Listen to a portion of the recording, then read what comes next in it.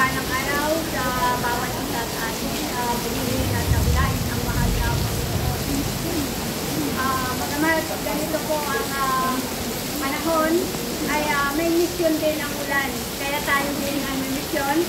Kaya po sa araw na ito, kailangan po kahit ganito ang ulan, ay ganun din sana din ang ating pagbuhos ng benediction po sa ating Diyos. Salamat po. Ayat na ikibuan na matatagpuan ay sorry po walang po. Kahit tayo po ay may nananampalataya noong una, ilang taon at may nananampalataya lamang kahapon, pero isa po ang gantimpala na tinatakbo ng bawat isa sa atin na ito po yung buhay na walang hanggan. At sa huli po yung ang sabi ko niya ay sa huling dumating sa atin na bantaya ay ang sabi ko niya ay tayo po ay may tatak na Espiritu Santo. Sa ating tema sa araw na ito kay Sais, ako'y naparito na isang ilaw ng sanlibutan upang ang sino mang sumampalataya sa akin ay huwag manatili sa karunungan. Kaya po ang pagparito ng ating Panginoong Jesucristo ay naging ilaw sa sanlibutan. Palad ang bawat isa sa atin sapagkat hindi man natin nakita ang Panginoon, ngunit minahal po natin at tayo ay kabilang sa mga sumampalataya. Ngunit bago ko po punayan ang mga iba pang katuturan ng ilaw ay alam natin na ang Panginoong Jesucristo ang ilaw ng sanlibutan. Ang ating sarili ang naging ilaw at ang langit na ito ang ginagamit upang hindi po ito mamamatay. Ang ilaw nito ang ating sarili o ang katawang kasangkapan na gagamitin ng Panginoon upang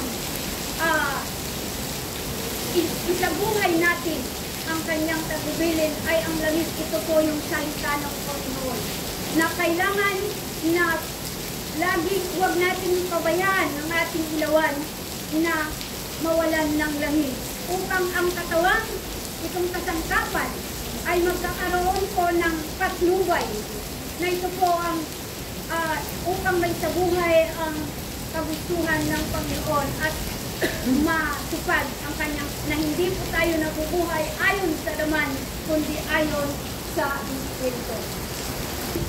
Sa ating tayo ay nanampalataya sa Panginoon.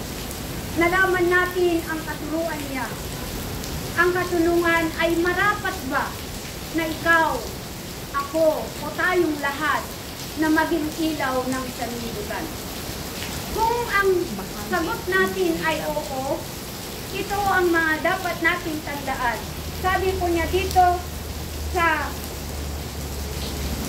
kung marapat tayong maging ilaw sa sanlibutan, kung ang sagot ay oo, na ito ay karapat-dapat.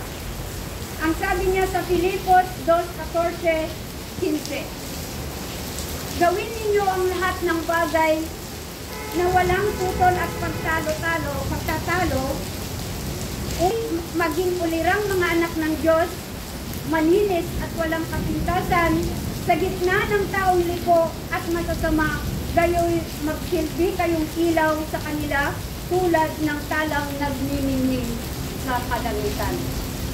Kaya ito po ang dapat natin gawin, at kung nagawa po natin ito sa ating pananampalataya, ay dapat din manatili sa isipan natin na ayon po sa Filipos sa ibig-ibig, mga kagalang-galang, marangal, matuwid at malinis at totoo.